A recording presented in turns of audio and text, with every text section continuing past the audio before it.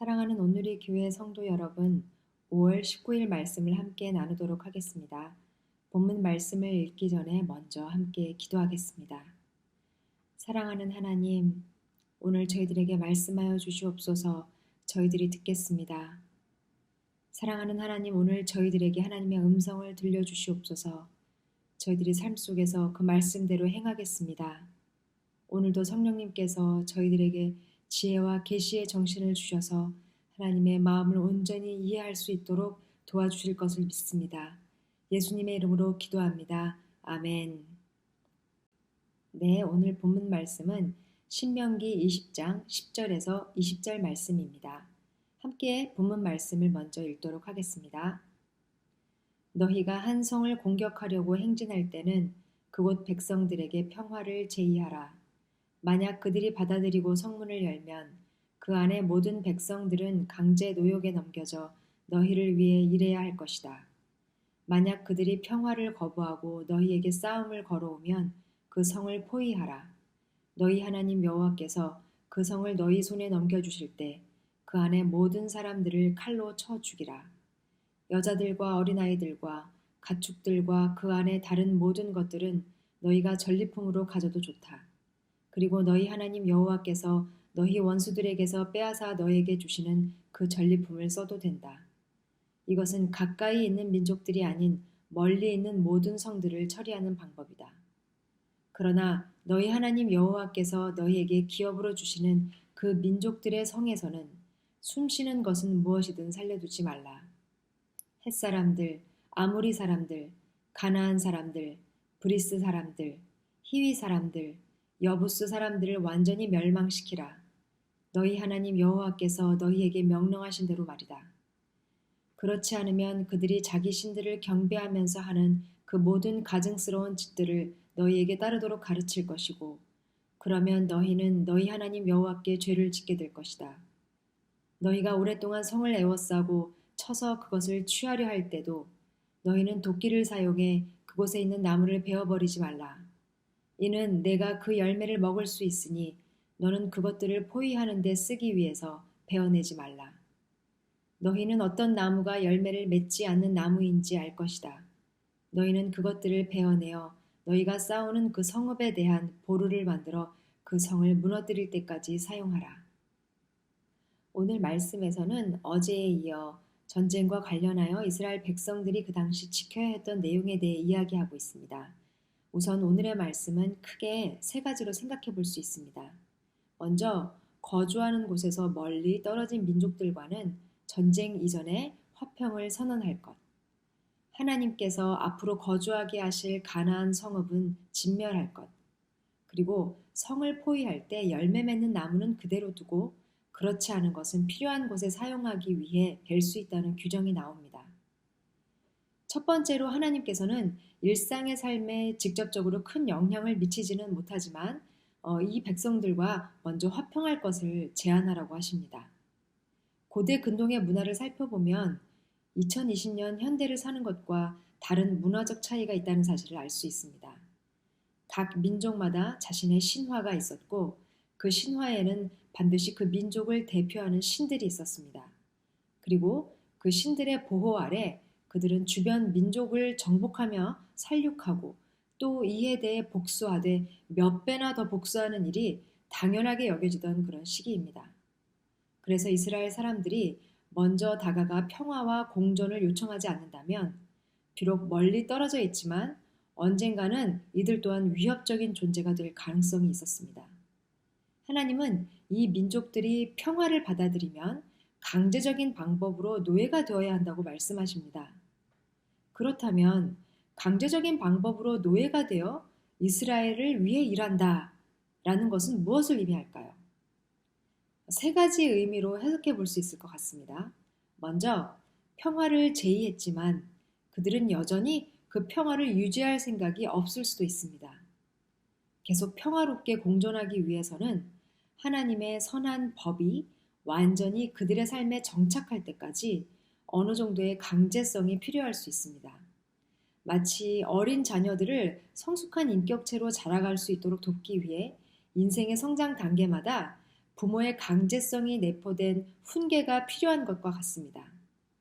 두 번째로는 노예가 되는 방법을 통해 하나님의 백성의 진영으로 들어오기 시작할 수가 있습니다.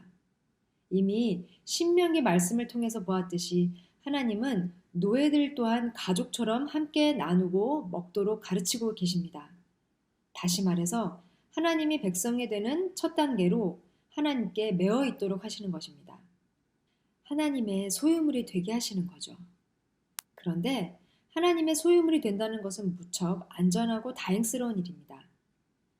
이 세상의 주인들과는 달리 자신의 소유물을 위해서 목숨을 희생하면서 끝까지 책임져 주시기 때문입니다. 세 번째로는 이 평화적 제안은 하나님이 우위에 있다는 사실을 이스라엘과 상대편 민족 모두에게 확인할 수 있는 길을 열어줍니다. 하나님이 이 세상의 그 어떤 것보다도 으뜸이시라는 거죠. 평화의 제안이 불공평해 보일 수도 있습니다. 동등하게 서로 사이좋게 지내는 것이 아니라 먼저 된 이스라엘 뒤에 이 이방 민족들이 들러리처럼 여겨지기 때문이죠. 하지만 만약 전쟁을 하게 된다 해도 하나님이 함께 하시면 그 싸움의 결과는 뻔하다는 사실을 과거의 일들을 통해서 이미 듣고 보았을 것입니다. 그러므로 하나님을 함께 섬기자는 제안은 세상의 눈으로 보기에는 불공평한 것처럼 보이지만 결국 처음 된 자나 나중 된 자나 모두 하나님 안에서는 아무런 차이가 없다는 것을 알게 될 것입니다. 예수님도 여러 차례 이러한 말씀을 하신 적이 있죠. 하나님 편에 선다면 이스라엘이든 이방인이든 종이든 자유인이든 남녀노소 할 것 없이 모두가 동등하게 하나님의 사랑을 받을 수 있는 존재들입니다. 하지만 평화를 거부할 경우 하나님께서는 그 성을 점령하라고 하십니다. 무력을 사용할 수 있는 남자들은 제압하고 전쟁을 이어갈 수 없는 여자와 어린아이들은 전리품으로 데리고 올 수 있다고 하십니다. 이 말씀을 통해 우리는 하나님의 손에 모든 민족의 운명이 걸려 있음을 알 수 있습니다. 하나님이 이기고자 하시면 이기지 못할 것이 없습니다. 하나님이 소유하고자 하시면 무엇이든 가지실 수 있습니다. 이스라엘과 주변국들은 고대 근동의 여러 신들은 거짓된 것이며 자신들을 지탱해 줄 수 있는 그 어떠한 힘도 가지지 못했다는 사실을 하나님께서는 알려주고 싶어 하셨던 것 같습니다. 그리고 참된 하나님을 인정하는 사람들은 그 사람이 어떤 민족이든 상관없이 하나님의 백성이 되었습니다. 가나안 땅 여리고성에 살았던 기생 라합이 그랬고 모압 사람 룻이 그랬습니다. 아마 성경에는 다 기록되진 않았지만 하나님을 제대로 알았던 사람은 누구나 하나님께서 자신을 공평하게 그들의 삶 가운데 나타내 주셨을 것입니다. 다음으로는 먼 나라가 아닌 앞으로 이스라엘 민족이 들어가서 살게 될 가나안 땅의 민족들을 진멸하는 것에 대한 이야기를 나눠보겠습니다. 이미 여러 차례 헤렘에 대해서 이야기를 나눈 적이 있지요. 이 헤렘이라는 말의 어근을 보면 분리하다, 금하다 라는 뜻을 가지고 있으며 하나님께 바쳐질 것으로 구별하다 라는 의미로 해석할 수 있습니다. 마치 인종 청소를 하는 것과 같은 잔인한 방법으로 모든 살아있는 것을 다 제거하는 모습을 보면서 우리는 간혹 하나님의 본질을 의심하기도 합니다. 사랑의 하나님, 노하기를 더디하는 하나님, 자비와 긍휼이 풍성하신 하나님께서 왜 유독 구약에서 진멸할 것에 대해 말씀하시는 것일까 질문하게 됩니다. 헤렘은 구약에서 80회 정도 등장합니다.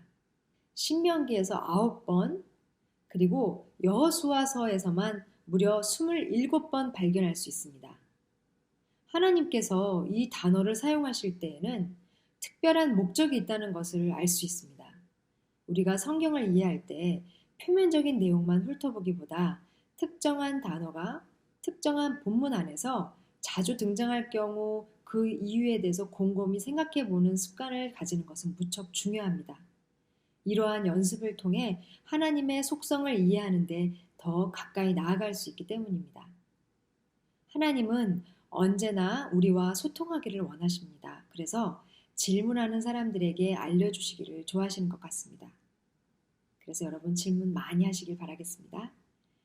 자, 가나안 땅에서는 우리가 상상할 수 없을 그 이상의 갖은 악행과 기행, 그리고 각종 비행이 만연했습니다.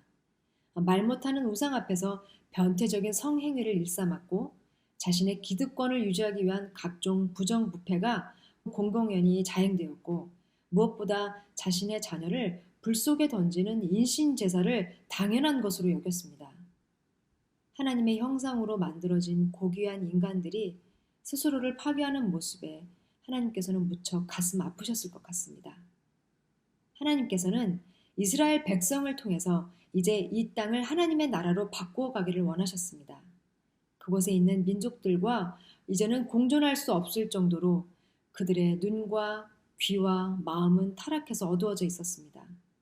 하나님의 법을 이야기해도 그들은 더 이상 들을 수 없는 상태였습니다. 하지만 그 안에도 하나님을 아는 빛이 있던 사람들은 진멸의 대상에서 항상 제외되었다는 사실 또한 잊지 말아야 합니다. 가장 대표적인 예가 이미 앞에서 언급했던 여리고성의 라합과 그 가족들이 있죠. 라합은 예수님이 이 땅에 오실 수 있는 계보 안에도 그 이름을 당당히 올려두고 있습니다. 헤렘의 목적은 예수님이 오셔야만 했던 근본적인 죄의 심판에 대한 그림자 역할을 합니다. 우리 스스로는 죄악의 영향력 아래에서 벗어날 수 없습니다. 가까이에 두고 그 유혹을 이길 수도 없습니다. 무엇보다 죄의 결과는 참혹한 죽음밖에 없다는 사실을 뼈저린 체험을 통해 깨달아야만 했습니다. 하지만 로마서 8장 2절 말씀처럼 누구든지 예수 그리스도 안에 있으면 생명의 성령의 법이 죄와 사망의 법에서 우리를 자유롭게 합니다. 고대 근동의 문화 속에 살던 이들에게 예수 그리스도의 모습을 이스라엘 민족에게 하신 하나님의 약속을 통해 보여주려 하셨지만 완악한 마음은 이 약속에서 돌아서게 만들었습니다. 자, 이제 마지막으로 성을 포위할 때 주위의 나무를 어떻게 다룰 것인지에 대한 내용이 나옵니다. 원래는 적진에 있는 것을 진멸할 경우 주위의 목초를 모두 태워 없애거나 베어버려서 황폐하게 만들어 다시는 그 성읍이 재건되지 못하게 하던 당시 풍습과는 굉장히 다른 내용이죠. 그 성읍을 악하게 하는 존재는 이런 나무나 풀과 같은 것들이 아니라는 것입니다. 호흡이 있는 존재들, 즉 흙으로 빚어 호흡을 주신 사람이 이 세상에 악을 가져왔으니 이와 상관없는 것들은 그대로 두되 창조 목적대로 창조물들은 인간을 위해서 사용할 수 있음을 알려주십니다. 무분별하게 파괴하는 것이 아니라 적절히 잘 이용하여 줄인 배를 채울 수도 있고 그리고 필요한 곳에는 목재로 사용할 수가 있습니다. 종교적으로나 관습적으로 그리고 미신에 얽매여 불필요한 파괴를 멈추고 창조의 질서와 지혜를 다시 한번 생각하게 해줄 수 있는 구절입니다. 우리는 오늘 말씀을 통해 하나님의 열심이 어디에 있는지를 생각해 볼 수 있습니다. 먼저 하나님은 원한다면 누구든 하나님의 백성으로 삼기를 기뻐하십니다. 하나님의 구원에는 한계가 없습니다. 하나님의 은혜와 사랑은 성경 속에서 사치스러울 정도로 과도한 것이라고 표현하고 있습니다. 대표적인 구절이 바로 요한일서 3장 1절의 말씀입니다. 보십시오. 아버지께서 얼마나 큰 사랑을 우리에게 베풀어 주셨습니까? 우리가 하나님의 자녀라 불리게 됐으니 우리는 정말 하나님의 자녀입니다. 세상이 우리를 알지 못하는 것은 세상이 하나님을 알지 못하기 때문입니다. 하나님이 우리에게 쏟아부으신 사랑은 남는 것 중 여분으로 주신 것이 아닙니다. 분에 넘치게 꽉 눌러서 채워도 남을 정도로 쏟아지게 주시는 그런 사랑입니다. 하나님을 모르는 세상에 어떻게든 이 사랑을 하나님은 증명해 보이고 싶으셨습니다. 자발적으로 이 사랑 앞으로 달려오기를 바라셨죠. 그러나 세상은 하나님을 알지 못했습니다. 우리는 어떠한 방법으로 하나님을 알지 못하는 세상을 향해 이러한 하나님의 사랑을 전할 수 있을까요? 우리가 살고 있는 시대에 평화를 전하며 하나님의 백성이 될 수 있도록 권할 수 있는 방법은 무엇이 있을까요? 우리는 지금 라마단 기도 책자를 통해 여러 종족과 단체들 그리고 이슬람 운동들이 있다는 것을 알게 되었습니다. 각 영역에서 활동하고 있는 전문가들을 통해서 우리는 창의적이고 다양한 방법으로 우리의 이웃들에게 사랑을 전할 수 있을 것입니다. 두 번째로, 하나님을 사랑하는 사람들은 더 이상 죄 가운데 있지 않습니다. 우리 안에 있는 죄를 해렘해야만 합니다. 우리 안에 있는 죄를 진멸해야 한다는 뜻이죠. 하나도 남김없이 모두 다 뿌리 뽑아야 합니다. 그래서 우리는 항상 우리 스스로를 잘 살펴야 합니다. 근본적인 죄의 사슬은 이미 예수님께서 끊어버리셨습니다. 그런데도 우리가 다시 죄악의 자리로 걸어 들어간다면 이처럼 어리석은 일은 없겠죠. 요한일서 3장 8절부터 10절 말씀을 보면 죄를 짓는 사람은 누구나 마귀에게 속해 있습니다. 마귀는 처음부터 죄짓기를 일삼아 왔기 때문입니다. 하나님의 아들이 나타나신 것은 마귀의 일을 멸하시기 위한 것입니다. 누구든지 하나님께로부터 난 사람은 죄를 짓지 않습니다. 그 사람 안에 하나님의 씨가 있기 때문입니다. 그는 하나님에게서 났기 때문에 죄를 지을 수 없습니다. 이로써 하나님의 자녀와 마귀의 자녀가 분명히 드러납니다. 누구든지 의를 행하지 않는 사람이나 자기 형제를 사랑하지 않는 사람은 하나님께 속해 있지 않습니다. 우리의 속사람을 살피는데 가장 확실한 잣대는 바로 형제 사랑일 것입니다. 여전히 용서하지 못하거나 선입견을 가지고 판단하거나 어려움에 처한 형제를 못 본 척 지나가고 있다면 여전히 우리는 자유로운 사람들이 아닙니다. 예수님의 성령의 법 아래 살고 있는 사람들이 아니죠. 하나님께 완전히 내어드린 사람은 절대로 형제를 미워할 수 없습니다. 그리고 하나님께서 우리에게 허락하신 이 세상의 것들은 그 창조 목적에 맞게 잘 사용하며 섬겨야 할 것입니다. 하나님이 선하신 주인의 본을 보여주셨듯이 우리에게 맡겨주신 이 세상을 향해 우리 모두 선한 주인 의식을 가지고 대해야 할 것입니다.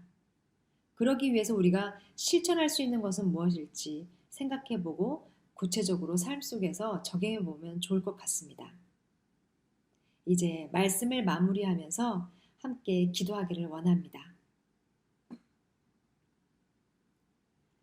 하나님, 세상의 방식에 익숙해져서 무엇이 악한 것인지 제대로 분별하지 못하는 저희들의 눈을 뜨게 하셔서 이 세상을 본받지 말고 마음을 새롭게 함으로 변화를 받아 하나님의 선하시고 기뻐하시고 온전하신 뜻이 무엇인지 분별하여 우리에게 부탁하신 아름다운 것을 힘써서 지키게 하여 주시옵소서.